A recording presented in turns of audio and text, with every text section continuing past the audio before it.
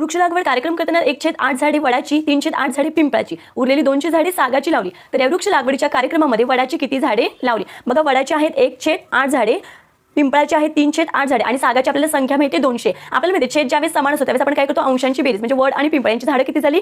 4/8. म्हणजे एकूण झाडं किती आहेत? 8 आहेत. बघा, इथे एकूण झाडं आहेत 8, त्याच्यामध्ये वड पिंपळ वजा केला मी 4 आणि छेद आहे तसा.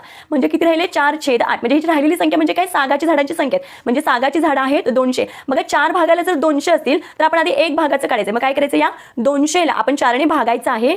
मग बघा, 1 भाग म्हणजे 50 निघाला. मी ते काय 1 भाग. वडाची किती झाडं आहेत? तर 50 झाडं आणि पिंपळाचे 3 भाग आहेत. मग 3 × 50 बरोबर किती? 150. आणि सागाचे 4 भाग आहेत. मग आपल्याला माहिती 4 भाग म्हणजे काय? 4 × 50. जी संख्या आपल्याला दिलीच आहे बघा, 4 पंचे 20 आणि 0.